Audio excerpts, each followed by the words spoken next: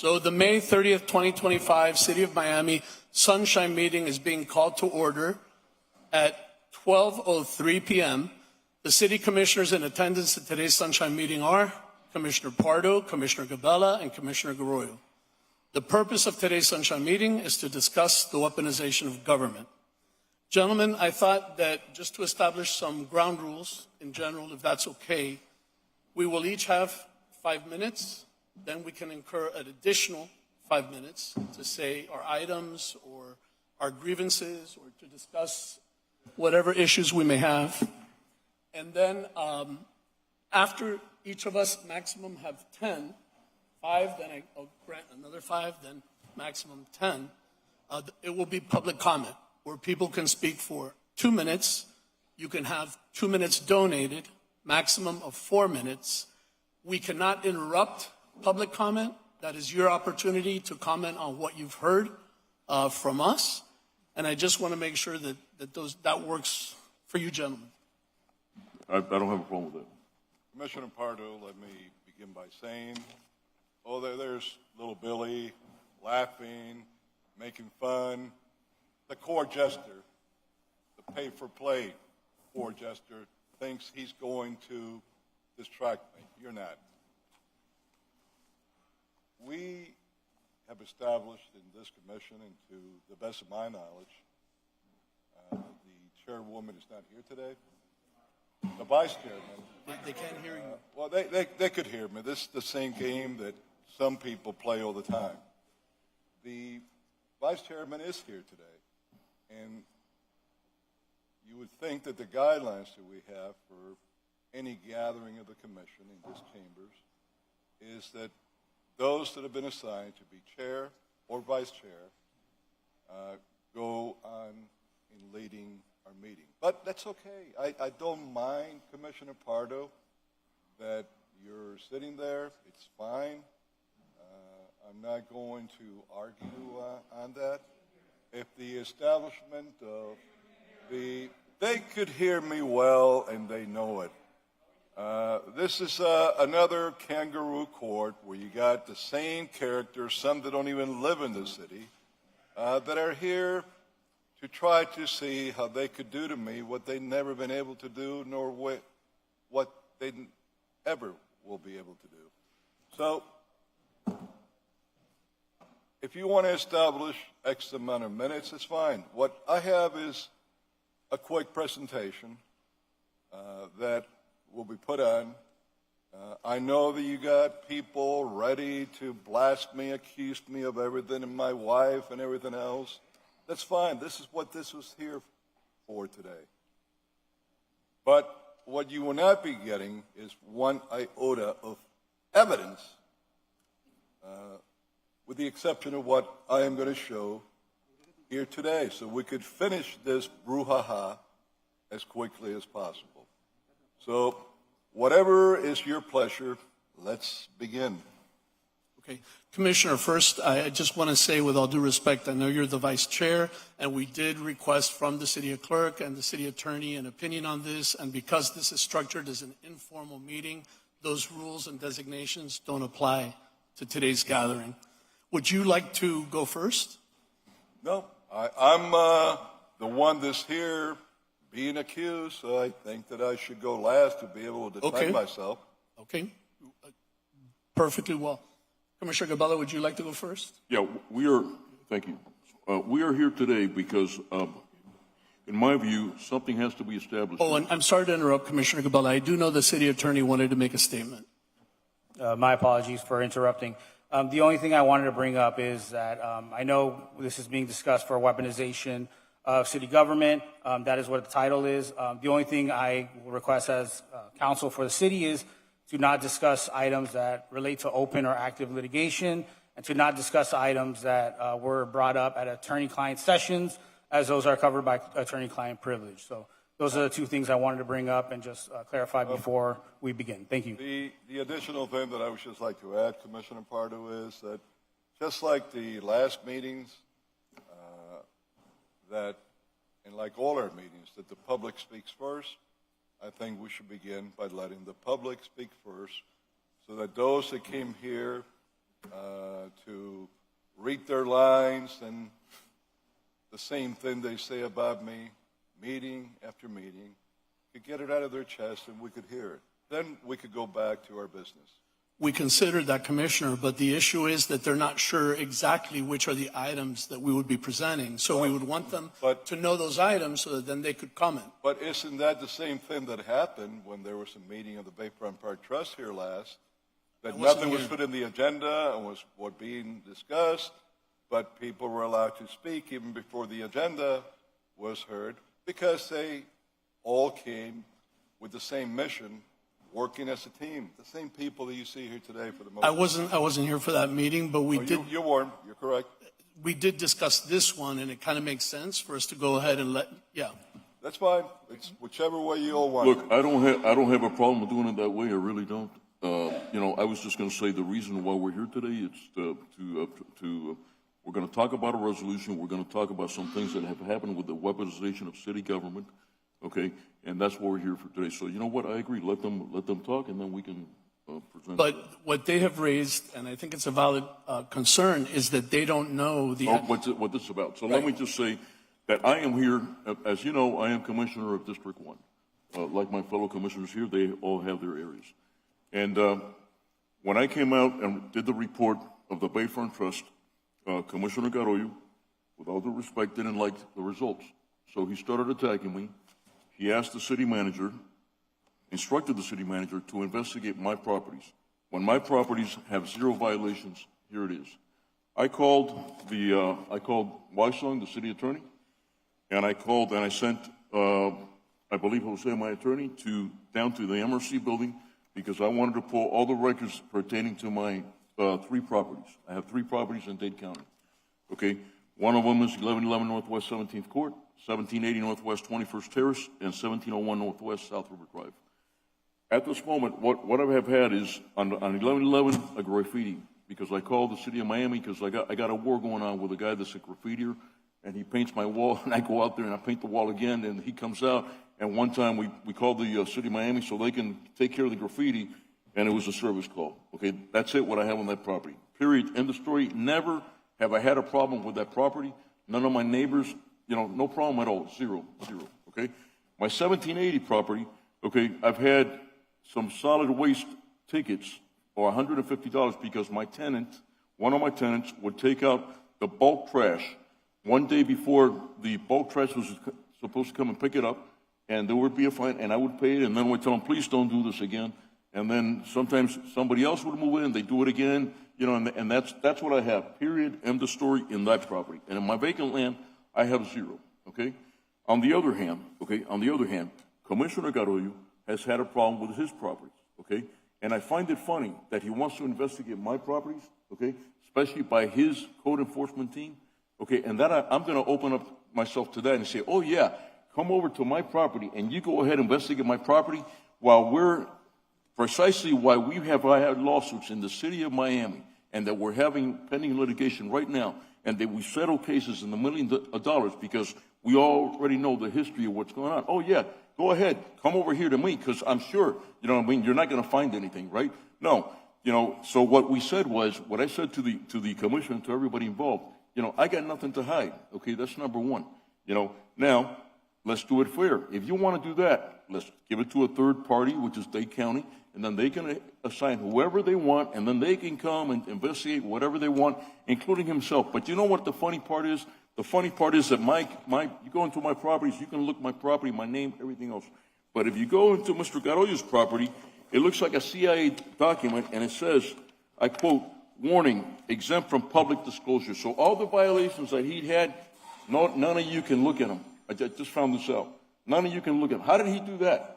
So the guy that's accusing me of having problems, the commissioner that's accusing me of having problems in my property when I have 0, here it is. And I'd like to submit this for evidence. Those are my properties, and I'd like to submit this as evidence. This is his log that you can't see anything.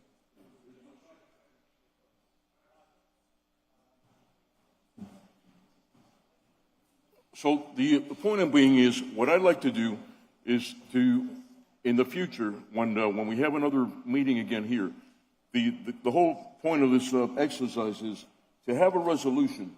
So Mr. Carollo or somebody like Mr. Carollo ever comes into city government, again, cannot weaponize ever again city government. Like what happened to Bill Fuller and Martin Bonilla, like what happened to the sandwicheria, because the gentleman came to my office and explained to me this is a small business owner that had a sandwich, a little sandwich thing in a container, I understand, and he got closed down because he was in his sights, he tells me. That's what the gentleman tells me, not I. That's what he said to my office, you know. And so I'm not going to put myself, ladies and gentlemen, in the hands, okay, of what has happened in the past. And this gentleman, with all due respect, has a history of doing this. And this is what this is about today. So now you already know why we're here.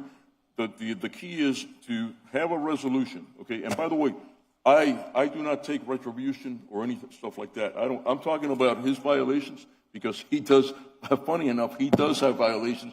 He cut down a banyan tree, you know, and then he comes to me to tell me that they got to investigate my properties when I got 0 violations. I've never had a problem. I asked the city attorney, the city. Commissioner, would you like an extension for the other Real 5? quick, yes, please, 1 minute. I asked the city manager, sir, have you had neighbors or anybody complained about my properties ever? No.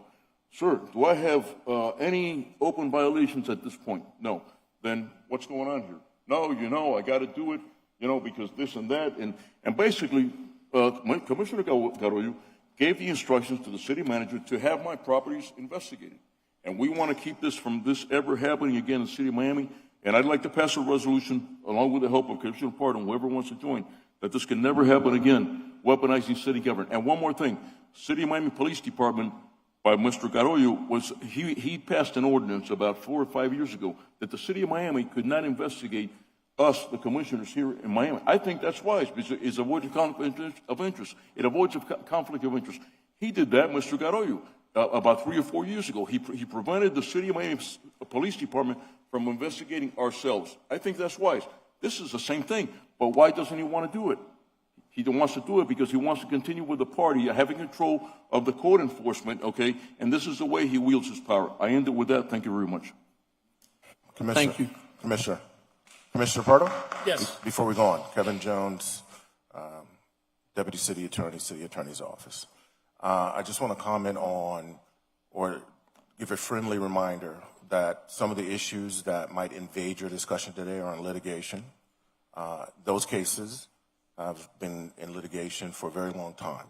There are lots of documents and facts and evidence in those cases that the people who are involved understand fully, and that we should stay away from talking about those cases or naming people that might be in those cases. If I may, Kevin, I think and you all in the law department should look at this very carefully, because by the statements that Mr. Gavela has made here today, he has shown that he is biased, that he has a conflict of interest in any vote that they want to take. Commissioner, can we to give millions to the individuals that he mentioned here today. So I don't know how he could vote on something that he was already taken a side on, like he stated here, without having any first-hand knowledge, second-hand knowledge, or third-hand knowledge. This isn't a formal commission meeting. There is no voting. No, There's Oh, believe me, I got first-hand knowledge of what's happening to me. I got first-hand knowledge. Folks, listen, I if think this I got gets out of first-hand knowledge. control, I, for one, am walking out, and we don't want that. All these people have taken time out of their No, day. listen. The people that are here are people that have been gathered, the same ones from the same group, that come every commission meeting to try to defame me, say things that are not true about me. Every meeting. Some, like Little Billy, are pay-for-play individuals that have been there for a long time. Commissioner, can we continue? Thank you. Take whatever action Thank you. feel necessary. Thank you, Commissioner. Thank you. Commissioner Pardo. City Attorney, one other thing I'd like to discuss. As you listen to these things, and I have my list, and I'm sure folks here, some are regulars, some are not, have their list of the issues that they want to bring up. I would like to ask you to please think about it in terms of molding guardrails from a legal perspective that can modify some of these things. Perhaps not. Maybe some would argue, well, this is just politics. A lot of people would argue, no, this crosses the line. So just maybe. I understand what you're asking, Okay. and I just have one more admonition, and it's that, we've been here a long time. We understand that certain topics are third rails, but I just caution you, because while you're up there, this is a recorded proceeding. And when you make definitive statements, it appears as though those statements are supported by facts that you know, right? As opposed to things you've heard. Those are two totally different things. Doesn't matter which one it is, well, it sort of matters which one it is, because ultimately you'll be held to what you say. Correct. And my warning is, my plea to you is, stay away from those cases, please. Right. I have no intention of touching any of the Thank you. cases. Yep. So with my issues, it has to do with very early on when I became a commissioner, one of the first things that happened is that legislation was introduced while at the same time there was a campaign mainly in Spanish radio to suggest that the $165,000 that I contributed to my own campaign was actually given by private individuals and not by myself. That accusation was completely false, but it was used quite frequently. The other thing that happened was the introduction of a pocket item, which led to what I consider a misleading ballot initiative. And the entire purpose behind that was to counter a directive that the commission had voted on to remove the gym equipment in Maurice Ferre Park. So that to us seemed like a weaponization of a system. Also, the graffiti in the Vitas building, I don't know if you remember this, but there was graffiti in a downtown building, which the administration was working on. It was being handled. However, this was happening at the same time as the New Year's Eve. Commissioner Carollo's New Year's Eve, which was called the Hispanic New Year's Eve, which ran over $1 million, which we received complaints in our office about because folks went for 1 or 2 hours and they didn't even hear a word in English the entire time. And they're like, well, this isn't inclusive. This isn't representative of downtown. So it became a problem for us in our office just with those complaints. He has virtually attacked every agency in District 2, every single one. Omni CRA, he wanted to defund Omni CRA, said it outlived its purpose, it had no, misspent funds, attacked his own agency, Bayfront Park Trust, in terms of the executive director, attacked the Midtown CRA staff, and the latest one, the most recent, is the DDA. Commissioner Carollo added that to the agenda at the last meeting. Now, there are a couple of things I'd like for you to understand about the DDA. The DDA has its own process in the community. For example, it has a finance committee on June 11th that's open to the public. If people have issues with the budget of the DDA, they should go to that meeting. If it's not resolved at that meeting, the DDA has its own board, so they should go to the board of the DDA. There is really no reason for people to come here to discuss this. The DDA is state sanctioned. Our only role there is to accept an audit and approve a budget, usually around September. So there was really no reason to occupy all that time and energy at our last meeting. There's one line item specifically that's been talked a lot about, and I'll use that as an example of the kind of facts that are being blown out or distorted. A lot was said about $100,000 that was used for the UFC, invested in the UFC event that occurred downtown. Well, I'll say this about that event. Maybe it was $100,000 spent, but there was a ton of activations all over downtown. Hotels were busy, businesses were busy. Beyond that, Trump happened to have gone to that UFC event. Just in media impressions alone, I'm sure that the DDA received tenfold in its investment. And these are the kinds of discussions that should be happening at the DDA, at their budget finance meeting, especially the one that's coming up recently. Commissioner Carollo has attacked city staff, the city staff, agency staff. This has a very chilling and detrimental effect because what ends up happening in the city is that people are afraid to do their job. They're afraid to speak freely, and in the end, it's our work that's getting impacted as residents, and our work is not being completed the way it should be. It's overwhelming to think that this could really undermine all of us, but it really does. He's also politicized resident groups. Groups like the DNA and the BHA show up. I just talked about the graffiti building. They were there at the press conference for the graffiti building to allow for the $1 million Hispanic New Year's Eve event. They were there for the ribbon cutting of the fountain that was a $6 million fountain that cost $300,000 a year or so to maintain, which isn't working. They were, at that ribbon cutting as well. Now, were they pointing at the costs of the fountain or the costs of the Bayfront Park Trust? None of that. The only thing they were pointing towards was the DDA. Is that my time? You have 30 more seconds. Thank you. In the end, all of these things waste taxpayer dollars and time. It weakens the city's overall effectiveness and our ability to accomplish projects. The whole time, Commissioner Corroyo would like you to believe that he's the Doge candidate cutting waste, but he's been here the entire time. And when he had an opportunity to actually argue for the reduction of taxes, he didn't argue for that. He argued differently.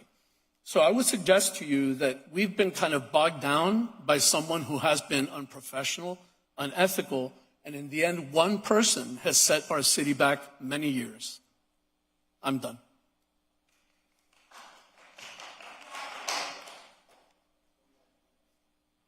Sorry, I should have said no clapping.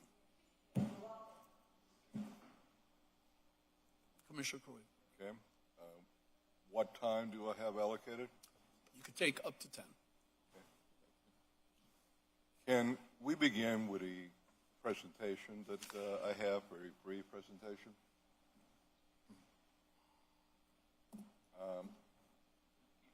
Who's bringing it up? They're coming now? Okay, they're going to bring up. Who has it? Well, can IT begin with the first set of pictures, please?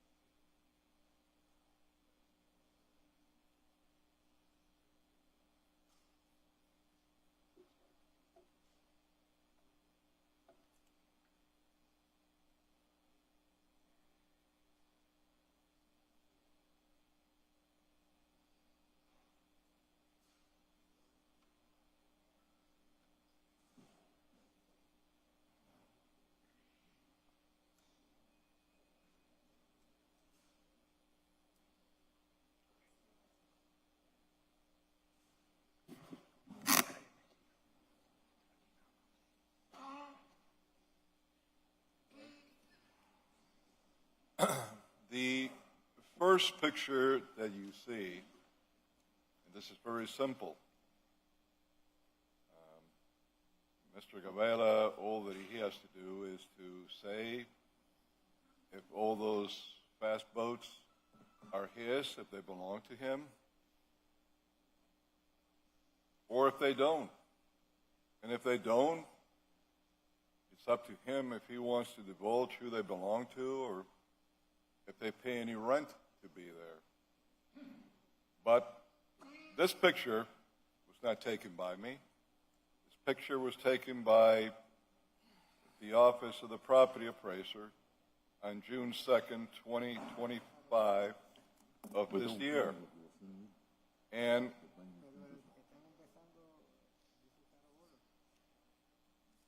you see boats there. Now, let's go to the second one. Commissioner, can they show it on the screen? Huh? Can they show it? Look, I would hope so. I don't control IT. Can we stop the clock real quick? Is there a way to put it on our screens too so that we can?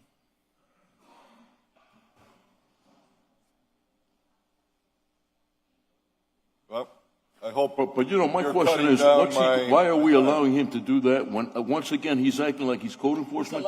He's allowed to have Listen. his 10 minutes. If you could quit interrupting, I would greatly appreciate it. You had Apologies. your time. I got mine now. Here we go. We're good. We can start. Thank you. The second picture is historical. Just a few years before this other picture was taken by the Property Appraiser's Office. You see 5 boats here. Again, the third picture, please. You see another picture from a few years before. Listen, if I could ask you, Chair, you got Mr. Corbin, Mr. Kennedy here, laughing. I mean, this is, if they think this is a joke, they want to have their circus, let them go somewhere else. There should be a little bit of decorum here. Commissioner, I understand. And you see it as well as I do. Sometimes I'm faced with the same things. No, Let's but try to get through it. These are all your guys. So control them or get them out of here. Now, we're into the third Freedom of speech is what historical it's called. picture. It's called freedom of Can you speech. quit called freedom of interrupting speech. me? No, come on, folks. Quit interrupting me. Freedom of speech. I know you want to be in Venezuela. Let's go on, Commissioner. You have the third picture, historical picture from the Property Appraiser's Office of at least 5 boats dock in this little inlet that, as you see, there's no neighbors around anywhere.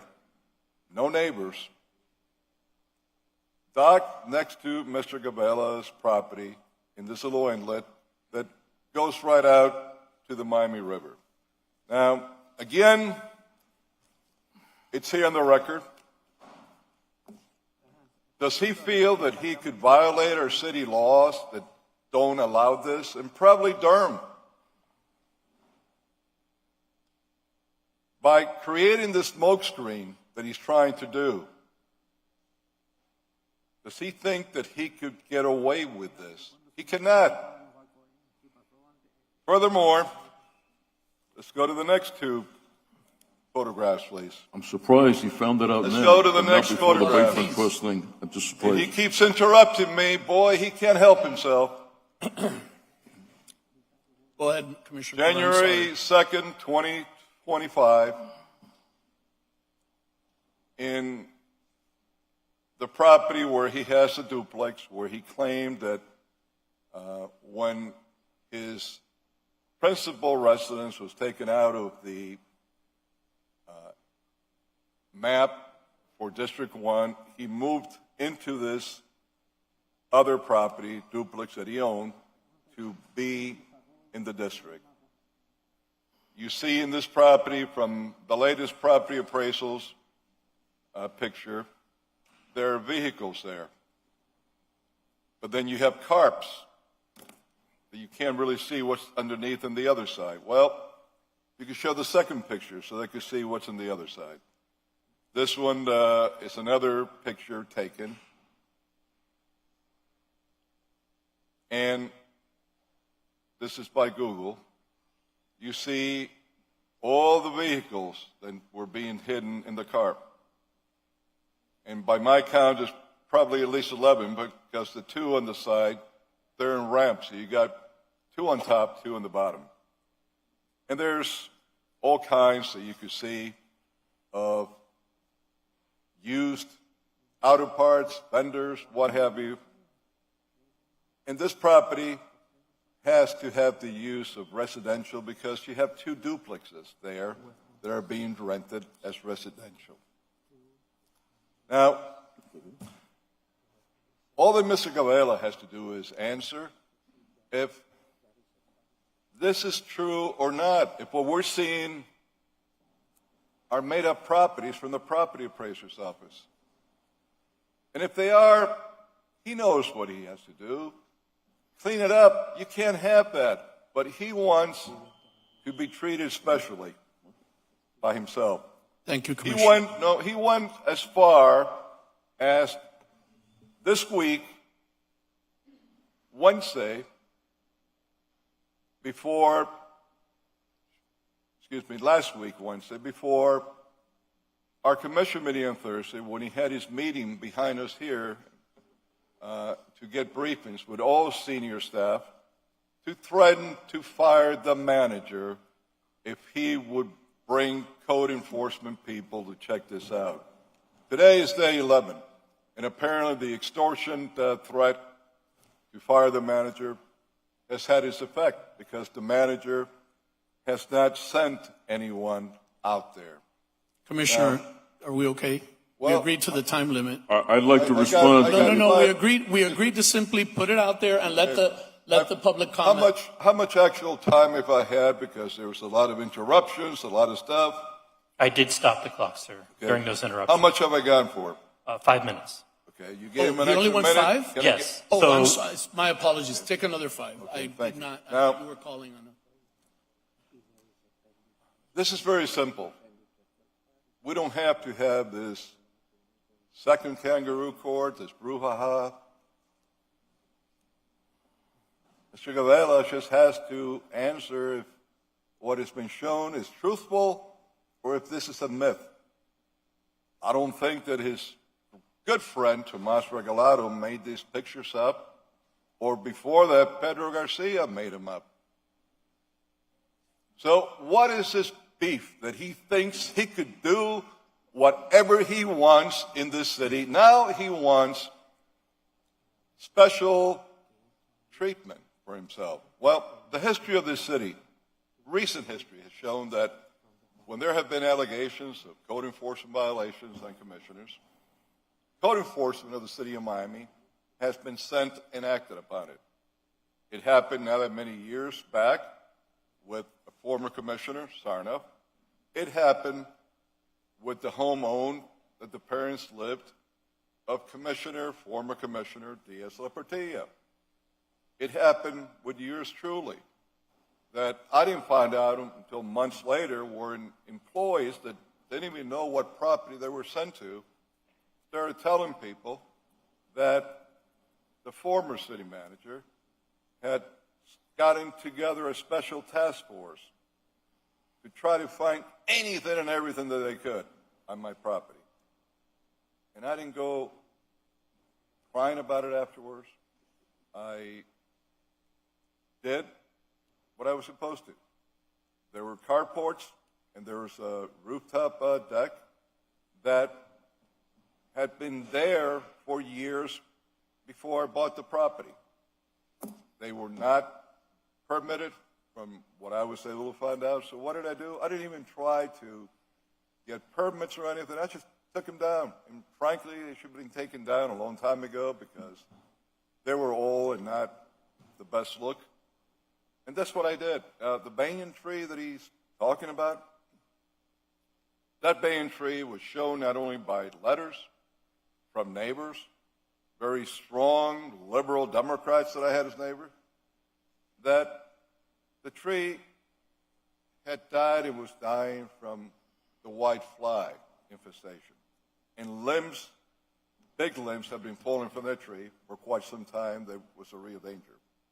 And in fact, the same property appraiser historical photos show all the white fly infestation that had eaten up that banyan tree.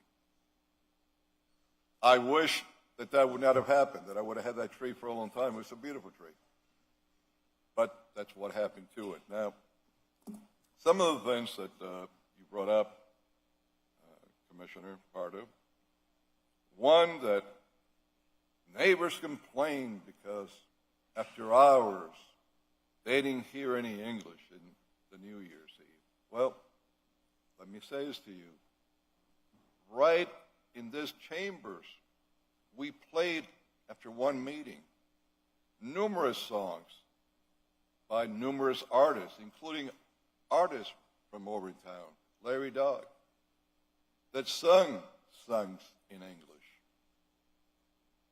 So it was done, but there were only two people that complained about that. Two that are here today, extremely close to you, and neither one of them were there. They were out of town, from what I understood.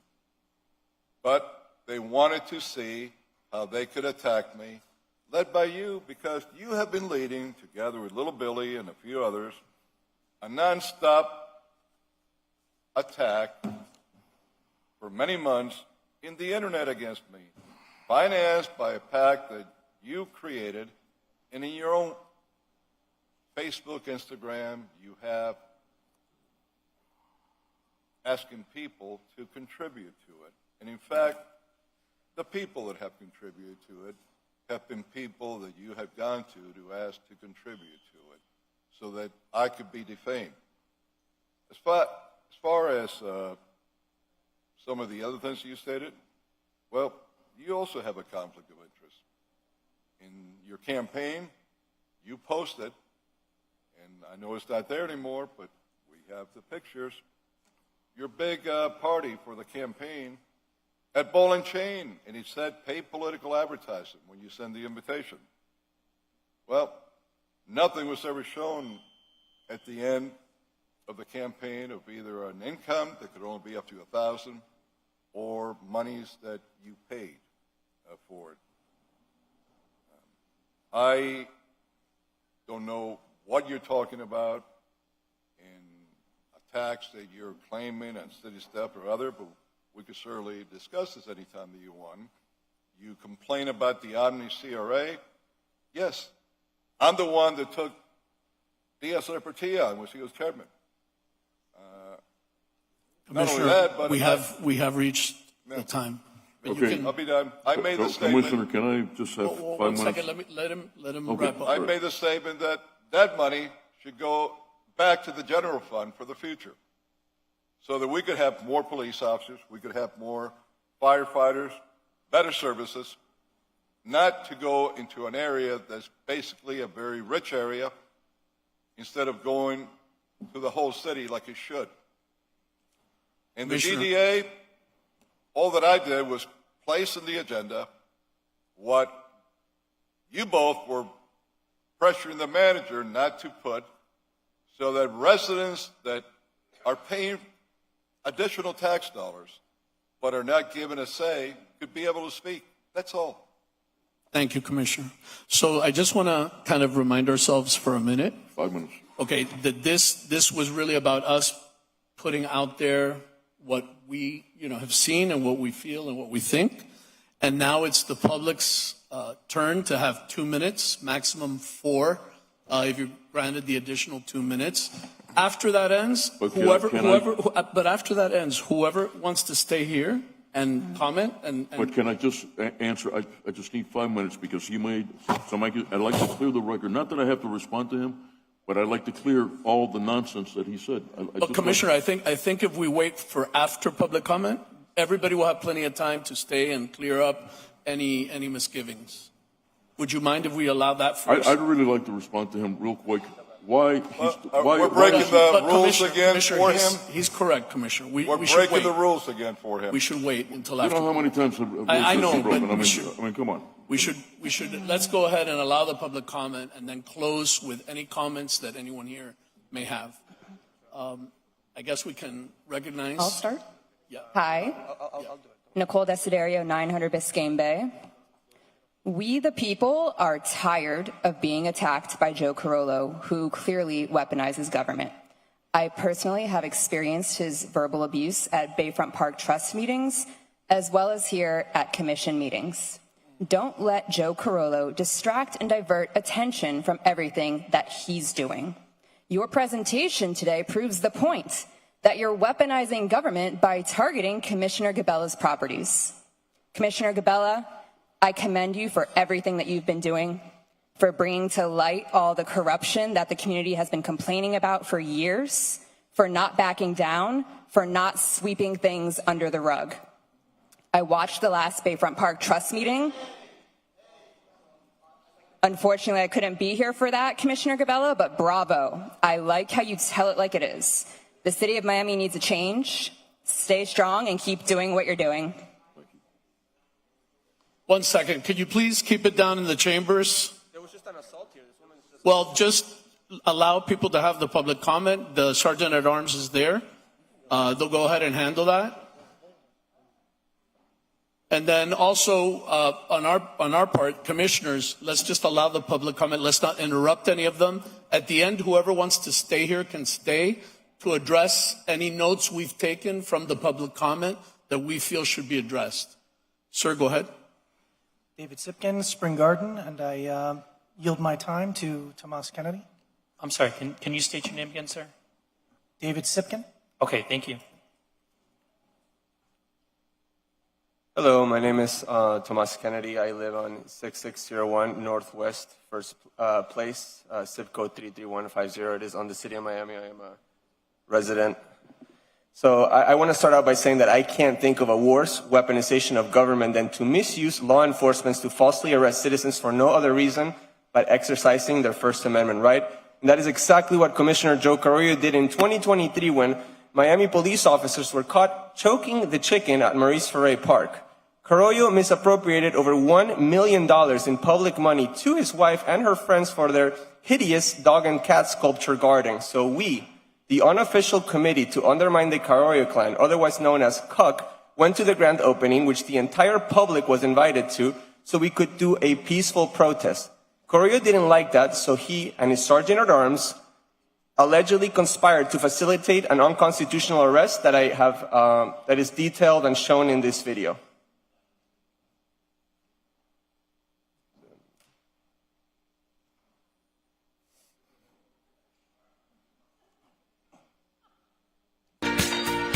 All throughout District 3 in the city of Miami, several decades This man. It's hard to deny that old job. The racist white beater, an anti-Semite. He's a white beater. Yeah, that's Joe Carollo. You will be arrested if you watch my scene right now. You get what I'm saying? Okay, stay right there. Don't go in. What are you entertaining me for? Calm down. I'm gonna take you to the ground. That night, his daughter called the cops to their home. Help me, Daddy's hurting my mom. Legitimately, like, why are you doing this to me? You follow up to my vehicle, I will put you in the back. Oh, my dad's hurting my mom. What happened? Oh, my dad's hurting my mom. What's your address? Please come now, please. Are you home with any weapons or gun on 9 feet, baby? White beater. Yeah, that's Joe Carollo. The white beater, white beater. This man was arrested for clucking in a public park, and I'm serious, that is actually what they wrote in the arrest report. But the real reason for this false arrest was to harass, bully, and intimidate the critics of this man, Joe Carollo, and censor this free speech of Miami residents. All the bogus charges were dropped, and the state attorney basically wrote in their closeout memo that the police body camera footage showed there was no evidence to support the allegations and no criminal conduct. And this isn't the first time this happened, and it won't be the last until this man and his shameless abuse of power and grift is stopped. Not only does he victimize our residents, business owners, and visitors, he exposes the city and us, the taxpayers, to more lawsuits and millions of dollars in attorney fees and settlements. Please take action and end the corruption tax. Thank you. Sir? Hi, My name is Will Thompson. Miami's been my home for 37 years.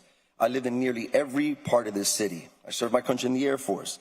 I came back and I helped build 2 businesses rooted in this community. Businesses that serve Miami and are proud to be part of its culture. Let me start by saying, I understand your jobs aren't easy, you're under constant scrutiny, but no one forced you to do this. You campaigned for this and you fought for the privilege of leadership.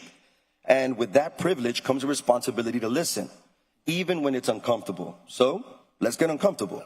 What exactly is the purpose of these so-called raids on bars and restaurants during peak business hours? Why are we sending 10, 12, sometimes 15 plus armed officials, police officers, fire marshals, code enforcement, building inspectors into small, locally owned businesses when they're packed with guests?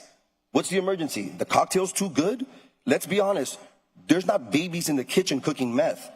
What message are we sending when frontline hospitality workers, people without equity in the business, just trying to make rent, are being bullied, intimidated, even handcuffed for not knowing obscure fire codes or permits?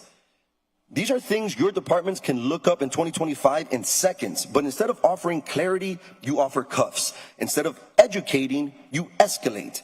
That's not enforcement, that's fear. That's performative governance. And respectfully, it's a waste of time, trust, morale, and taxpayer dollars. You're not targeting owners. Most aren't even there. You're targeting staff. That's not enforcement, that's intimidation. It's performative. It's a waste of resources and it's weak. So let me ask, do you want to support local businesses or control them? We're not criminals. We're taxpayers, we're voters, we're constituents, and yet basic hello, please, thank you, how are you vanishes when badges walk through the door. Health inspectors don't roll in like SWAT. They don't bring guns and backup. They come in, do their jobs, and if something's wrong, they teach us how to fix it. That's called professionalism. Thank you very much, sir. Thank you. Ma'am? Yes. Good afternoon. My name is Yvonne Bayonne. No I'm clapping, here as a please. taxpayer. Also, I sit in the Code Enforcement Board, and I'm appalled how people lately have been acting when they come to these meetings to speak, because where is the respect? There's ways to deliver messages, and there's ways to speak to people. Regardless, these are our commissioners. There's no respect here from not even you, Billy, and you don't even reside here. So the lack of respect is really disgusting to me, because I wasn't brought up this way, and I think people need to respect each other, and we need to respect our politicians, number one. Number two, I don't think anyone is exempt from having violations, especially if you're in a political office. You need to watch your back. You need to be prepared. If you do have a violation, you need to go ahead and you need to cure it. You should not be exempt because you are not above the law. We all have to follow it. There's a lot of people that come before us in the Code Enforcement Board that have no means to be able to pay these fines, and we try to assist them. So I don't think because you are in a political position, you should have any kind of exemption whatsoever. You need to follow the law just like everybody else. Thank you. Thank you, sir. Hello, my name is Noam Yamini. I own a restaurant called Naomi's Garden. We have been in business for about 45 years. We're probably one of the oldest restaurants in Miami. About a year ago, this crazy code enforcement team came by 11 o'clock at night after we were already closed, asked my staff to buy a drink. We don't sell alcohol, and they clearly said, we don't sell alcohol.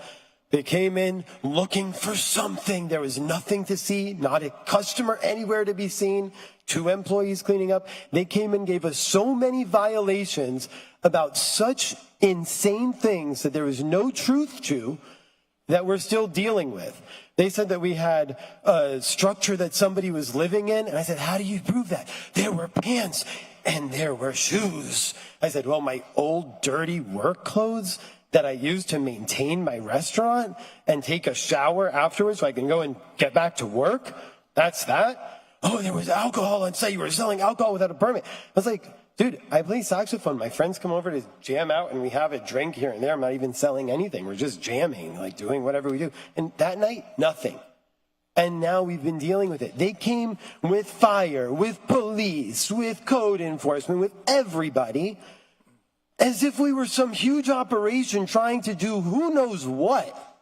And my staff, I mean, there's a lot of people, immigrants to this country. We have a Haitian restaurant, people that don't even speak English, being bullied, being terrorized by these people. me going back to try to work with them, trying to get them to come back when I was actually there at a reasonable time, barely answering the phone, barely answering email addresses. Daniel Gamara, the main guy on the hit squad team, barely able to answer the phone. I would ask the various people that were apparently responsible or in charge of various departments. They don't even know the guys, like who's his actual direct respondent to. It's almost like there's a separate system of these people that are responding, I don't know how, to Mr. Carollo. They like work specifically for him, as if he has his own department of police. It's very, very strange. It's horrible, and this cannot be allowed to continue. Thank you very much, sir. Ma'am.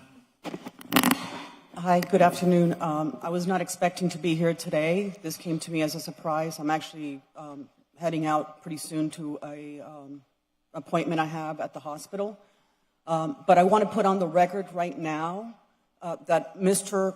Corbin, whatever his real legal name is, put a camera to my face, invaded my space, and he has a tendency, just like he has done here with the chicken and with everything else, to mock people and make fun of him. If he so does desire to do that for me, you guys are witnesses. I will get an attorney and sue him for harassment, because this is called harassment. Now, to speak, no, that was not assault. Oh my God. I took his camera. That's not assault.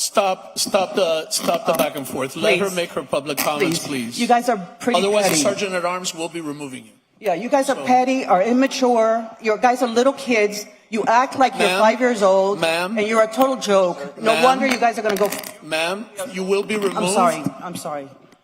Please complete. They just get under your skin. I understand, but please complete the comment. Well, I'm probably the only person here that's going to speak. That is, and I apologize because I'm going through a lot of health issues and I'm just trying to keep it together, okay?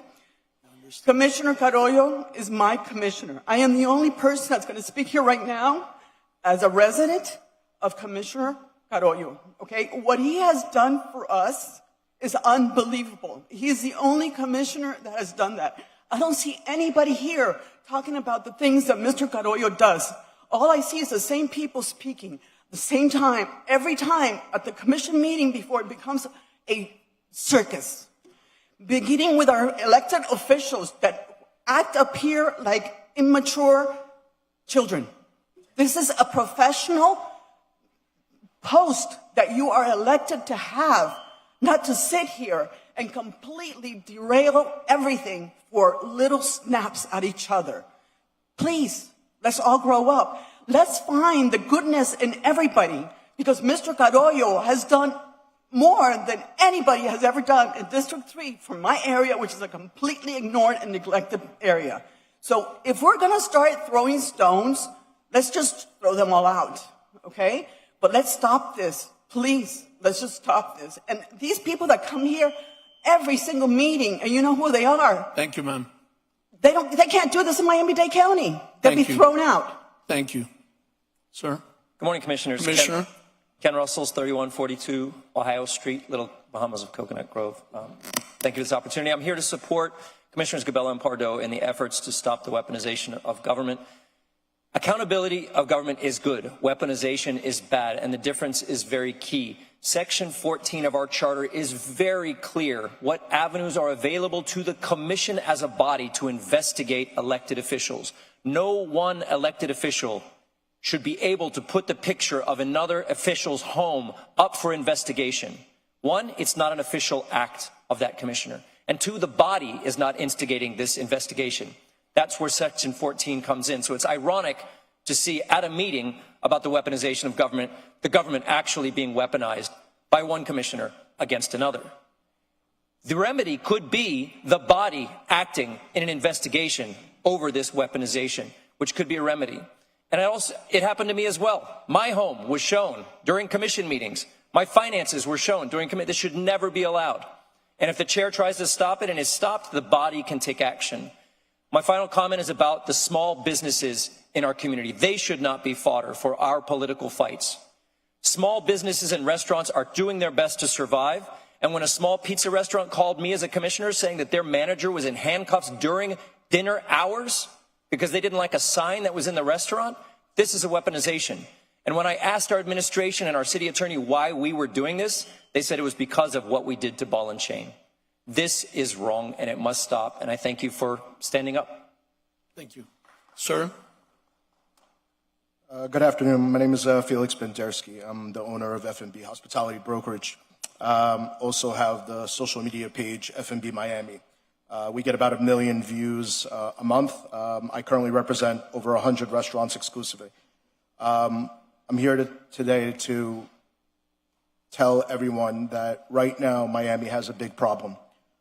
The restaurant business itself is in big trouble, and we have just dire straits right now. A couple weeks ago, I was at a Double Up restaurant on 79th Street and had captured on video eight people from the city, including cops, fire, and code, during a prime dinner rush, come in, sirens blazing, walk around, make customers feel uncomfortable, just to walk out with leaving a lot of questions. Restaurants are going into summertime. We're going into the hardest time for anybody to survive. Rents are high, margins are down, staffing is tough, and operators cannot afford to fight with the city right now. I've watched countless restaurants close before they even made it just to navigate around the city, the problems that they're having, especially out-of-towners. Currently, I find that food and beverage is the only business that has a task force. There's no other business in the city of Miami that there is a task force for. I strongly recommend that we, as you guys in the city and the commission, start some sort of office. Right now, hospitality is our prime business. Nobody comes here for the infrastructure and the traffic. Everybody comes here for the beach and the hospitality scene. Guys, please let's not kill this. Make this the way Mayor Suarez said, how can I help crypto finance? We should be saying that about our number one product, which is hospitality. Everything from food stalls to large restaurant chains. Thank you. Thank you very much. Thank you. Sir? Great rising kings and queens. I'm here representing all the troubled youth living in Miami-Dade County in the city of Miami. First off, I want to say my name is Brother Isaacman Gray, 3520 South Douglas Road, right here in Coconut Grove. I want to commend Commissioner Cabela, Commissioner Pardo for stepping up, trying to change the narrative. For so long, it's been so much mismanagement of power, misinterpretations of a lot of different things. And we just want to come up here and just talk for a second about if we're going to mismanage our power and we're going to give away money, I would love for you guys to, support us. I have kids from each one of you guys' district that just came home that have 45 days to find a job. They are out here on boot camp. So I was like that safe haven, that middleman that was able to give them a job, something that so many opportunities that they went out there to get, they weren't able to get. I know we had a lot of promises and we just keep coming back up here to hear the same thing. I ask that for once, that you commissioners that's been voted on by the people, hear our cries. And with that, I'm going to yield my time and let one of these little brothers that speak and just tell you his experience here. Good afternoon, ladies and gentlemen. I want to just make sure everybody's having a blessed day. My name is Nathan Cordova. I wanted to state that I want the city of Miami to help us, man. Just invest in us, man. We're going to forever be fountains and not drains. We want to just make a change to our negative and make the people not judge us from our past and criticize us. We're young men just trying to make sure we're not a product to our environment. We just want to achieve our goals and become someone successful like you guys and just do right. That'll be all. Thank you. Sir?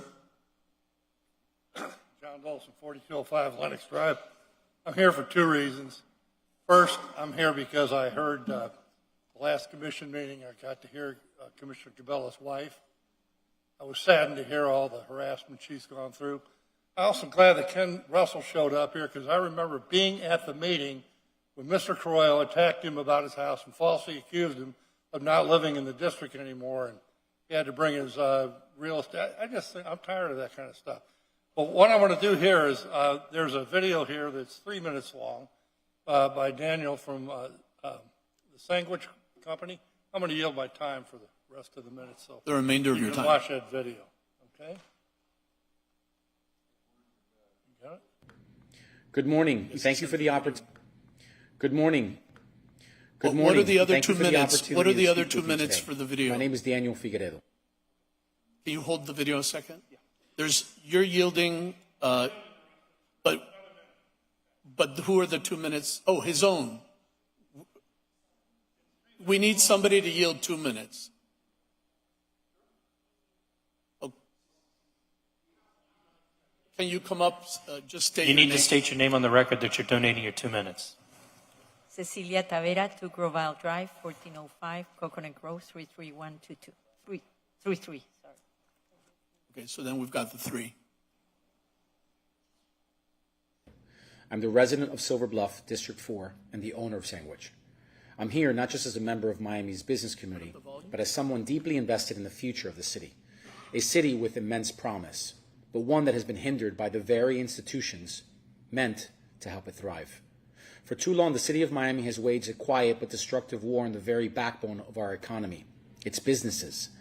Through bureaucratic red tape, arbitrary enforcement, and the selective weaponization of government, City of Miami has created a hostile environment for entrepreneurs, small business owners, and established enterprises alike. Permitting processes should take days, stretch into months, sometimes years. Regulations change on a whim. Code enforcement becomes less about ensuring safety and more about intimidation.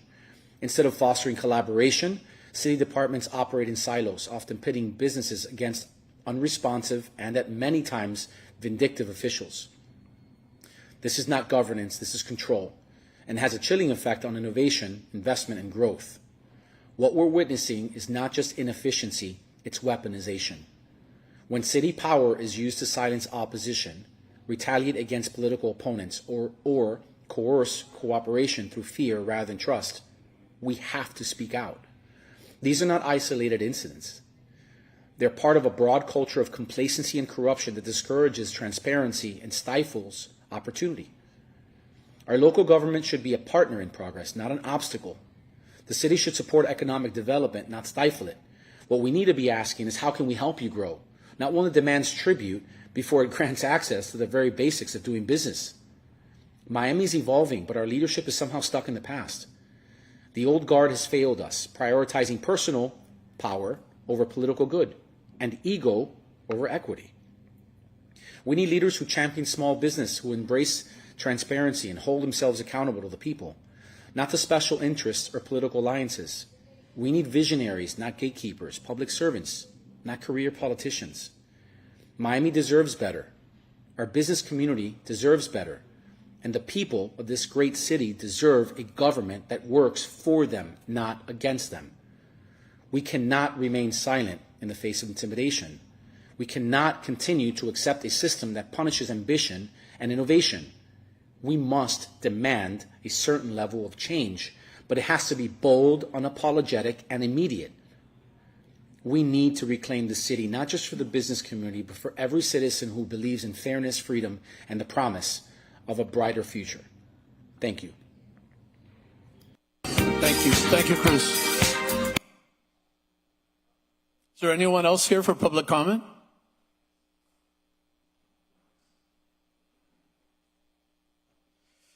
Sir? Yes, good afternoon, Commissioners. Ian Bachakov, 98 Southeast 7th Street.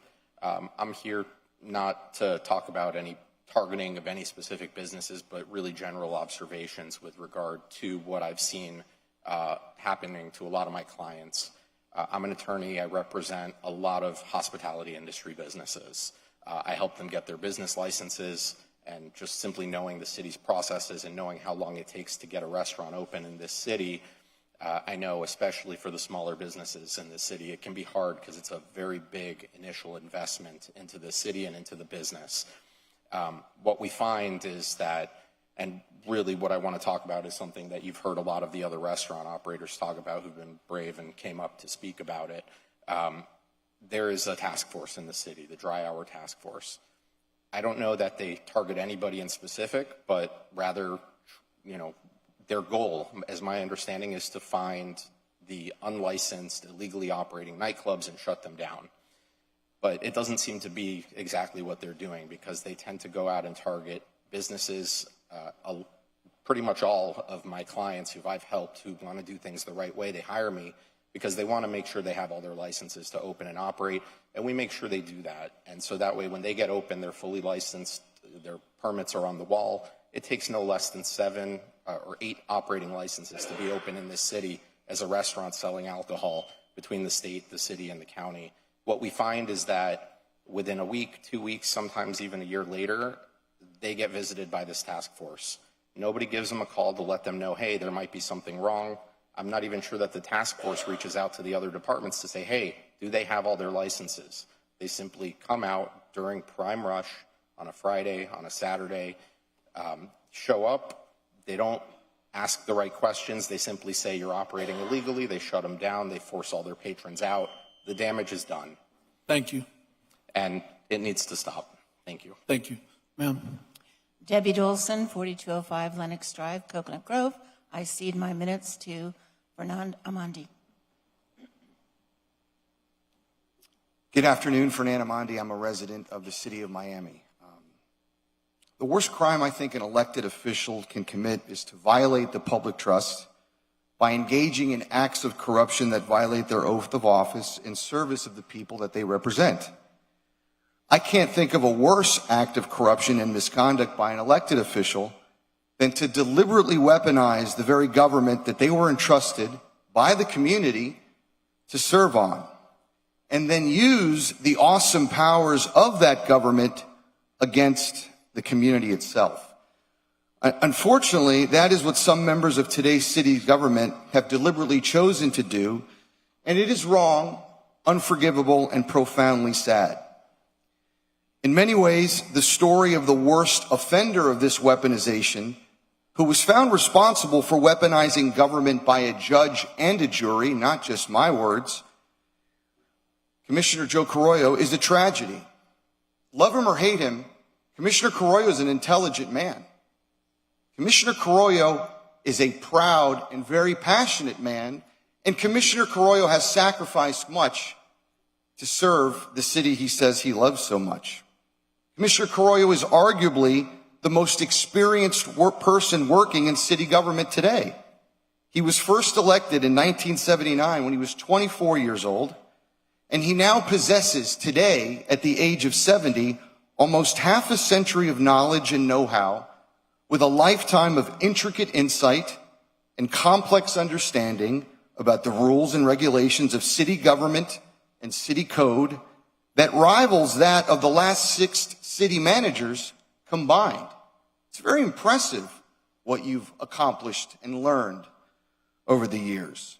Imagine, Commissioner Carollo, if you would have chosen to use those formidable skills of yours, insights and experiences and powers for the public good. You should have.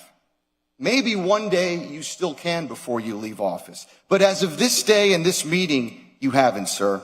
I take no glee or satisfaction in saying this, but the facts are that you, Commissioner Carollo, have chosen to be a bully that delights in threatening, harassing, intimidating, and dividing our community when you instead could have been a champion that lifted, united, and helped our city.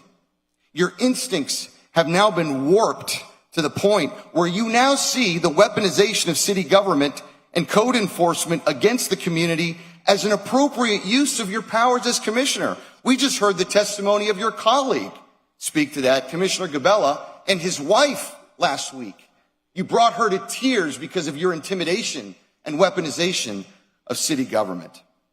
And because you see the weaponization of government as normal and justifiable, you've sadly and unfortunately left a trail of broken relationships, broken trusts, and broken promises, and what can only be seen as a total betrayal against the oath you took, and instead you're now out to fracture, divide, and break the city of Miami. You, Commissioner Gabella, Commissioner Pardo, Commissioner King, and hopefully the next commissioner cannot allow him to continue trying to do so. I hope he changes his ways. It's never too late to do the right thing and change your unforgivable behavior, Commissioner Carollo. As I said, you're an intelligent man, you're a smart man, a proud and experienced and passionate man.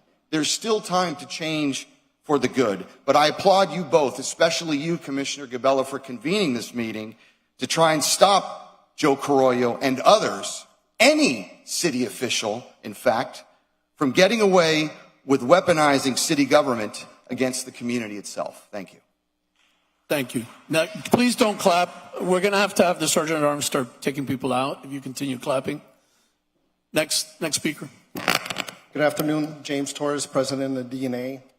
I'm going to direct my comments directly to you, Commissioner Pardo. You talked about the DNA as to how Commissioner Carollo has weaponized us.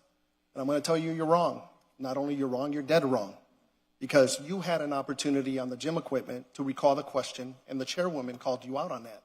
You failed your duty to do so. So we owe you an apology for not following through. And you should have. You failed. Secondly, when you talk about weaponizing, look in the mirror. I'm not defending him. I could care less about him. But I care about you because we are not patting you on the back. And you don't like that because you have failed the downtown community. And I may not speak for everybody, but you know damn well what we're talking about. Because you have not shown your face at any given time, especially on the DDA issue, where we've come to you, not once, not twice, several times, emailed, called you. Commissioner Gavela has opened his doors to at least have the conversation. This gentleman here reached out to us and said, we're willing to listen. Chairwoman King has done the same thing. But again, you know what you do? You fail. You know why you fail? Because you don't like the fact that we're giving you information that is true. Just like last year, there was a $1.3 million tax reduction that our organization fought for without your help. Why is that? Ask yourself those questions. And when you're ready to answer, we're willing to receive you to answer these things. But this whole thing that you're saying that we are creating issues about the DDA, you're dead wrong. And that's not great because you were put here because I gave you the shirt off my back. And that is well known by Mr. Corbin. And you know that. But at the end of the day, Mr. Pardo, don't forget downtown because you've turned your back on it. And this whole DDA thing, it's an issue that you failed to follow up on. Thank you very much. Next. Andy Parrish, 3940 Main Highway. I was going to speak about respect because as a member of the public, I've felt the disrespect from this commission over and over. I've also been the chair of both the HEP board and the PZAB, Planning and Zoning Board, and felt the disrespect of this commission toward both those boards. But today I'm going to cede my time to Mr. Corbin because I think we need a complete change of the way this city operates. Thank you.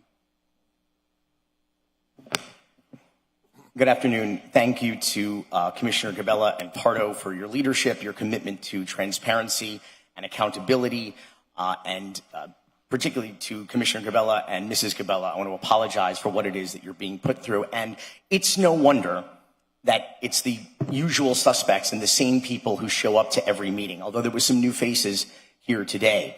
I spoke to a lot of people about this meeting who were very enthusiastic that it was happening, but they were petrified to come here, which speaks directly to the purpose of the meeting, the weaponization of government. They were too scared to come.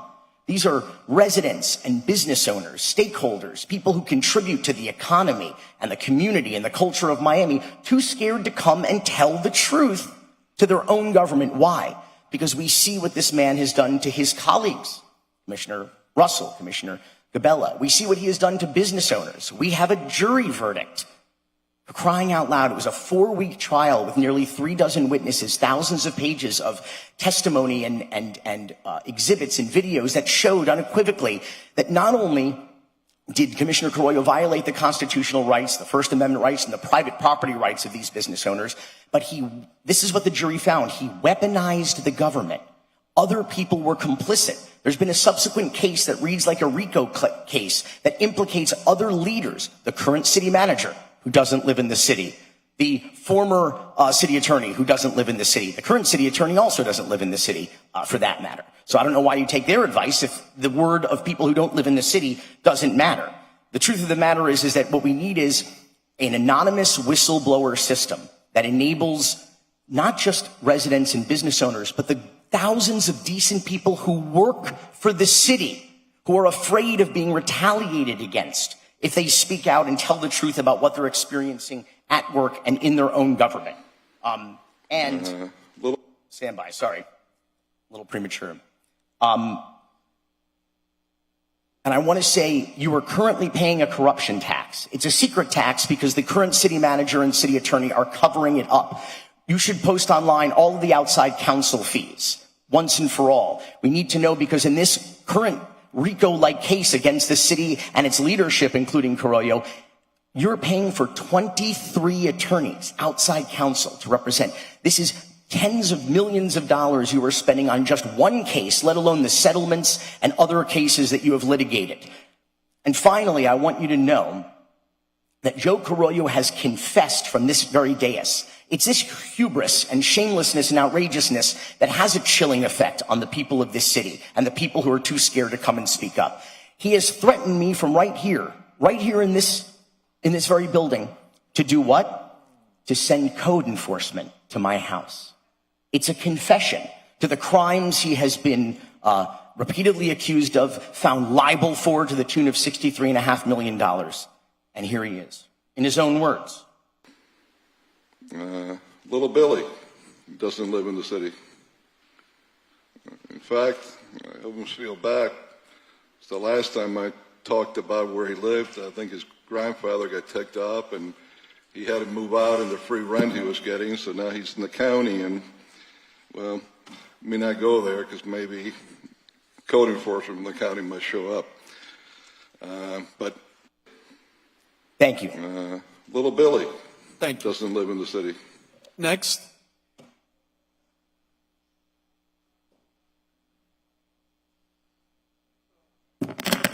Grant Stern, 425 Northeast 22nd Street. I'm here to tell you guys that this is a much bigger problem than any one commissioner that we have in this city. And that is the problem of our code enforcement going and shaking down business owners all over the city. The problem of selective enforcement is not a new one. I just like to bring up some examples. For example, in 2008, there was a burger joint next to my home on 67th Street. They arrested the owner because of the definition of serving a meal with a beer, okay? I've seen this happening throughout my life in South Florida. Grand Central, the old nightclub, they used to have random raids at random times, and the city comes in and makes a big show of force. And the reality here is there's no way to fix this without fixing the structural problem. And the structural fix is going to involve moving some of the people who are creating these structural problems out of their positions. And I've seen it happen. Net enforcement officers spending 10 years in a position, and they turn into the head of the shakedown. These are police officers, by the way. And it's happening to businesses all over.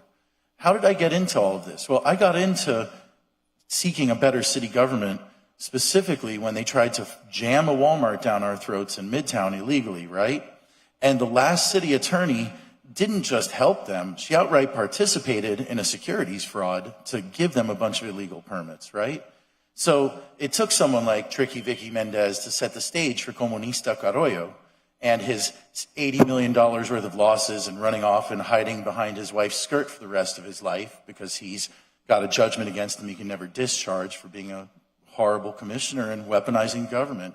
But it didn't start with him. We need to reform the entire system and get rid of the code enforcement bureaus and just create a civil restaurant enforcement bureau that works 9 to 5. Because selective enforcement is not a new problem in this city. It's just one that has been most extremely weaponized by one person. Thank you very much. Next. Before, would it be appropriate?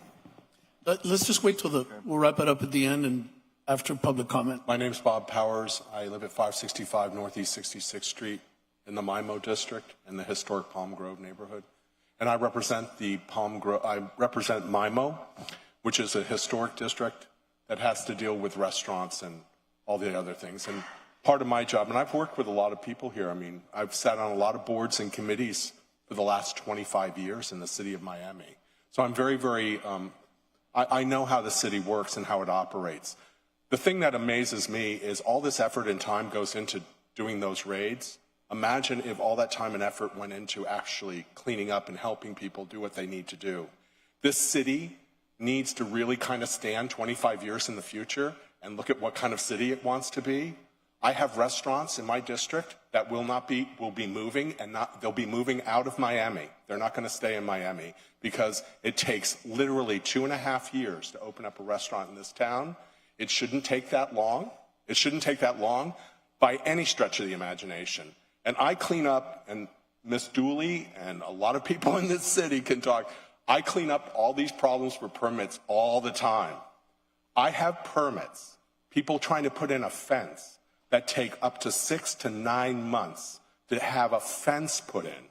And this is endemic, because if it takes that long to put in a fence, but it only takes 1.5 years to build a 40-story building, what does that tell you about the priority of where the city is? Well, it certainly isn't on the people who pay the majority of the taxes in the city to make it work. It's all, so developers can get away with anything they want. Small people, and this is mind crushing. You have no idea the carrying cost on trying to open up a family restaurant in this town, and then to go through all that process, 2.5 years process to open up a restaurant, to have a bunch of clowns come in to shut down your business in the middle of your rush. And I know it because I've been there when that happened. Now, whoever does that and whoever has designed that, that's criminal. Thank you, sir. Absolutely criminal. And the city needs to really cut it out. Thank you. You are chasing people out of the city of Miami, and I'm emotional about it because I represent a district that pays the cost for it all the time. I understand. And you guys need to cut this shit out of arguing all the time. Please. It's absurd. I'm in agreement with what the gentleman said. I was just speaking about it this week. It's taken 2.5, 3 years. Commissioner, can we wait just for He's been here 7 or 8 years and he hasn't done anything about it, and now he's going to do something about it. Sir, go ahead. That was well said. Gable Rutia, 99 Shore Drive West, Coconut Grove, Florida, 33133. I'm a professor at the Chaplin School of Hospitality and Tourism Management at FIU. The economic impact, the tourism economic impact was record-breaking last year, around $30 billion. That's around 9% of the GDP of Miami-Dade. Incredible what we can do when we work together.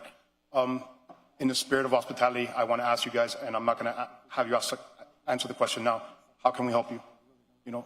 We use my resources at the university. Do we create a task force? What we do on our side that we can help you? Do we get hospitality professionals together, give you opinions monthly? We'll use our resources to help you guys. So just let us know how we can help you. Thank you so much. Thank you.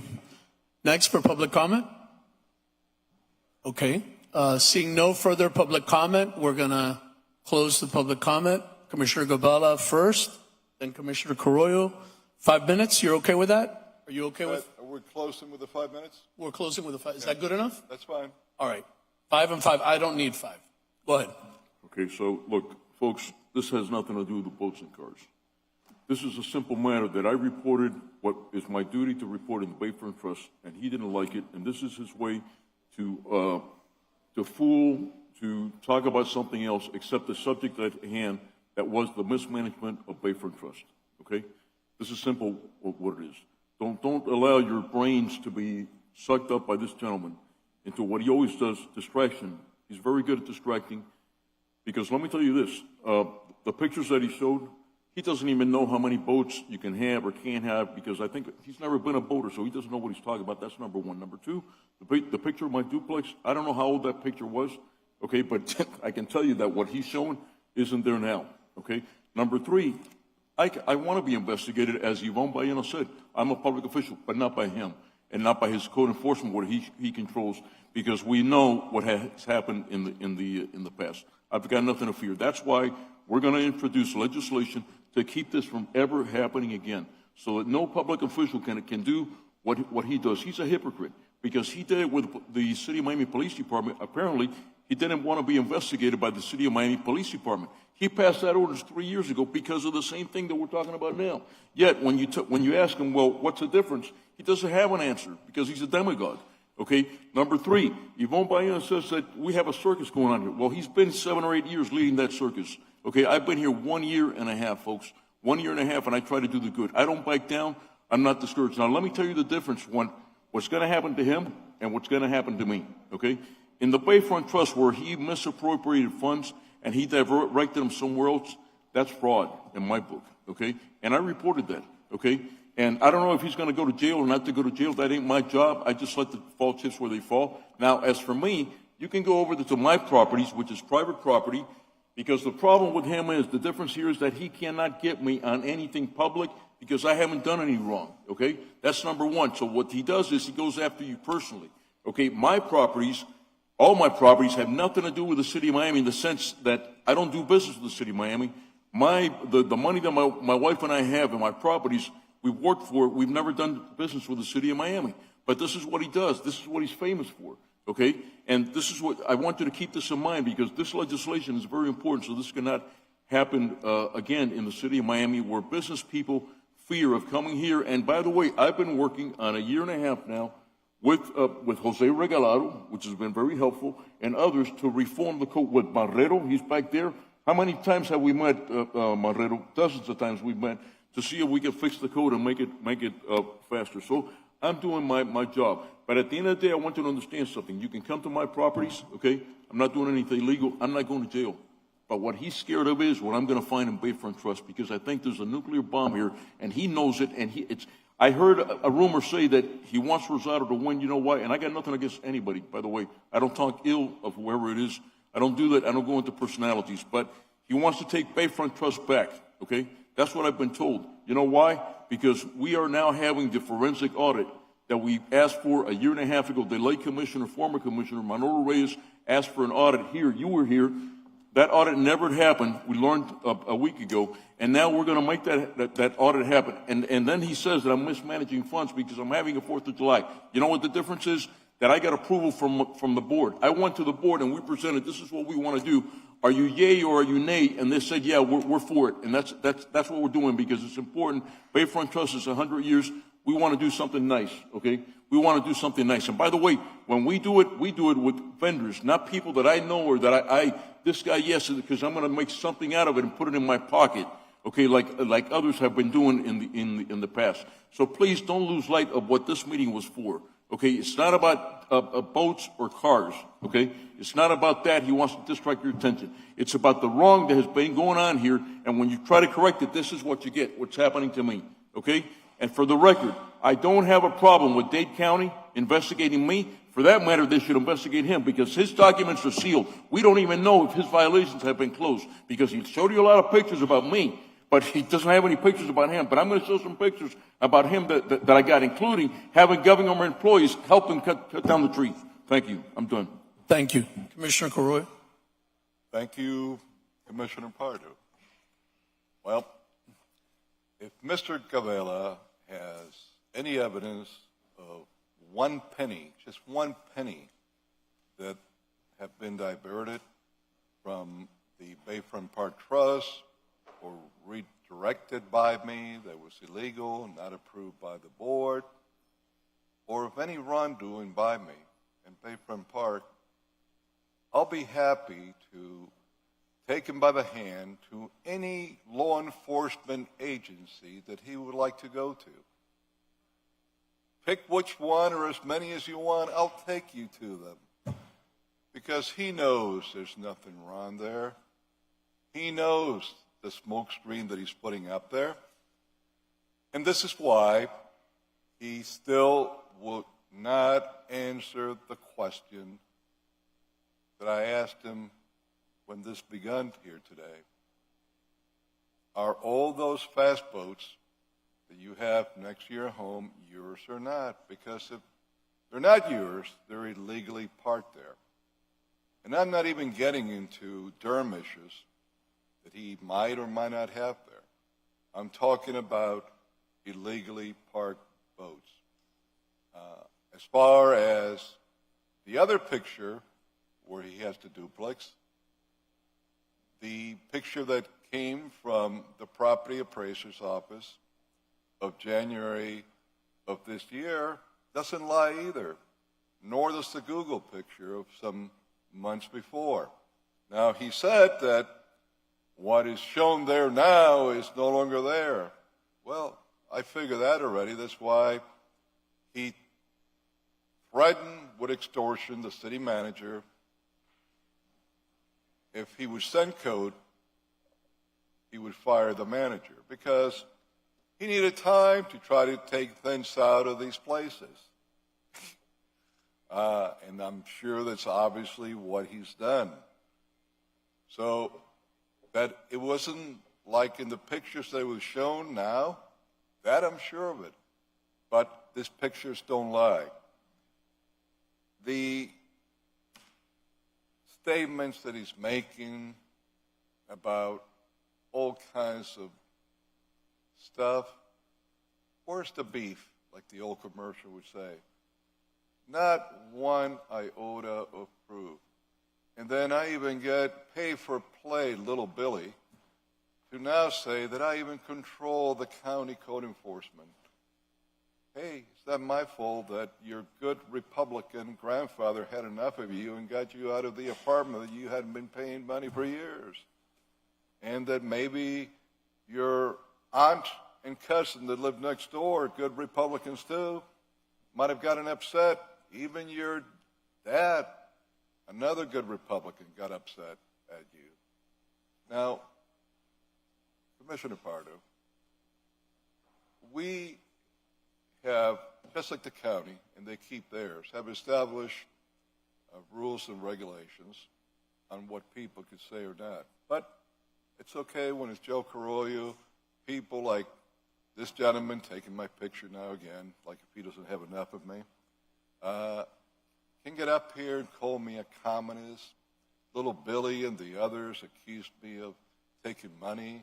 That in that video with the chickens that Mr. Kennedy has, someone that's had plenty of other problems with other government officials across the state, the picture with those beautiful chickens. Well, that video itself showed how I knew nothing that was going on. I was with Commissioner Reyes and Commissioner Bermudez from the county giving certificates out. I had nothing to do with the chickens coming, the chickens leaving, or whatever happened to a chicken. We found out, Commissioner Reyes and I and Commissioner Bermudez, after it happened.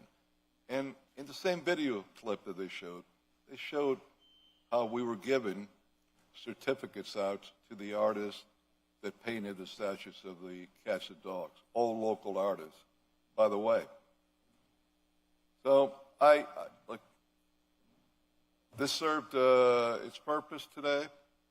Same individuals that want to crucify me and defame me, that are upset because they haven't been able to beat me in a democratic election, nor in a recall where well over 200,000 of illegal dollars are spent against me that weren't reported. So we come to an end, correct? Yes, sir. Mr. Gavella still has not gotten to the point of whether what was shown here is legal or illegal, because Commissioner, we've come to the end of the time. Thank you. Thank you very much. Thank you, everyone, for attending today, and we hope to see you at the next commission meeting.